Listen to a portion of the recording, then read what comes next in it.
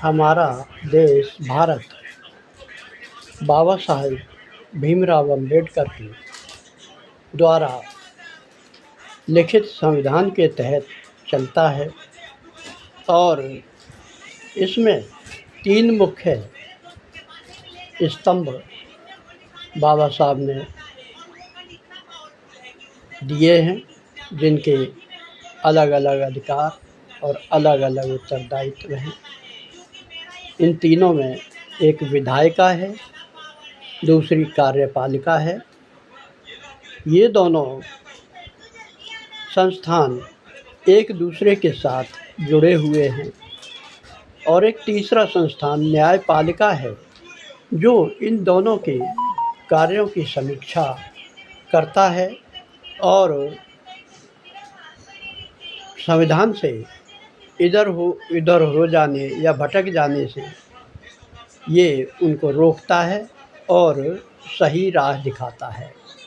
एक चौथा भी संस्थान है जो इन तीनों ही संस्थानों को सुचारू रूप से चलाने के लिए देश की जनता को मतदान का अधिकार देता है और वो निर्वाचन आयोग स्वतंत्र और निष्पक्ष चुनाव कराने के लिए जाना जाता है।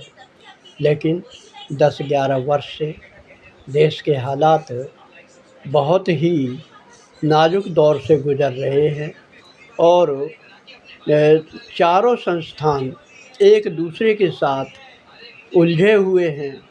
सब अपने अपने अधिकारों के प्रति तो उनको मालूम है और उस अधिकारों के गरूर और सुरूर में एक दूसरों की सीमा का उल्लंघन करते हैं तथा एक दूसरे का निरादर करने में जरा भी संकोच नहीं करते। और दूसरी ओर उत्तरदायित्वों के प्रति इनकी कोई जिम्मेवारी नहीं है, जबकि इनको अपने उत्तरदायित्वों के प्रति भी ज़रूर जिम्मेवार होना चाहिए और जिम्मेवारी अगर ये निभाएं तो मशहूर भी हो सकते हैं।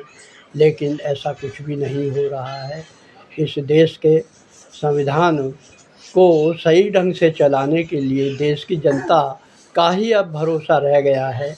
अगर ये बिगड़ गई तो इनका सारा नशा, सत्ता का सुरूर और गुरूर जनता इनका जो है काफूर कर देगी और इनको भागने भी नहीं देगी। इनको सोचना चाहिए